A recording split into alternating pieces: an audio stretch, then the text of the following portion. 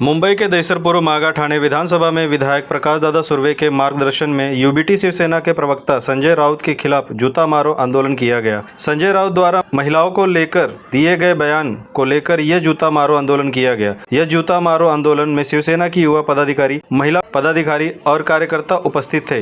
महिलाओं ने संजय राउत के खिलाफ नारेबाजी करते हुए बैनर पर जूते चप्पल बरसाए। नीलम गोऱ्या कित्येक वर्ष आपल्या सभागृहाच्या उपसभापती आहेत। एक महिलांचं नेतृत्व करण्याची क्षमता त्यांच्याकडे आहे आणि त्यांचा एक आवड आहे आणि त्या महिलांचं नेतृत्व करतात। आणि एवढ्या चांगल्या मोठ्या पोस्टवर असणाऱ्या महिलाबद्दल अशी विधान संजय राऊतला करणं हे अशोभनीय आहे। त्याचा मी जाहीर निषेध करतो। महिला छत्रपती शिवाजी महाराजांनी महिलांचा नेहमी सन्मान केलेला आहे आणि हा संजय राऊत हा कुठल्या याचा समजायला मार्ग नाही। तो काही बडबडत असून काही बरलत असून मला वाटतं कदाचित तो वेडा झालेला आहे। त्याला ठाण्याच्या हॉस्पिटलमध्ये आपण ॲडमिट केला पाहिजे असं माझा सल्ला आहे।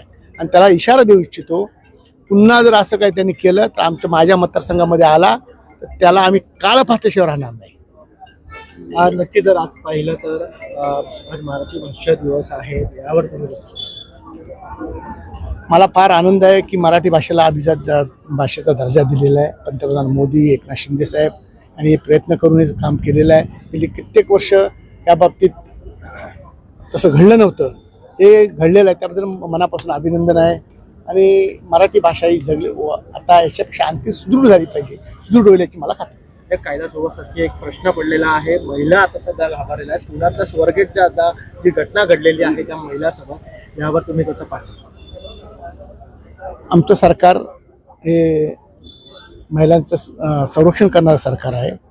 ज्या नराधामाने असं केलेलं आहे त्याला फाशी झाली पाहिजे ही आमची महिलांतर्फे सर्वांतर्फे मागणी आहे। आणि मध्ये आमचे उपमुख्यमंत्री आमच्याकडे गोविंदाला आले तेव्हा बोलले होते, अशा कृत्य करणाऱ्या प्रत्येकाला फाशी दिली जाईल। आणि मी त्याचा निषेध करून त्यांना फाशी झाली पाहिजे अशी आमच्या महिलांच्या तर्फे मागणी करतो।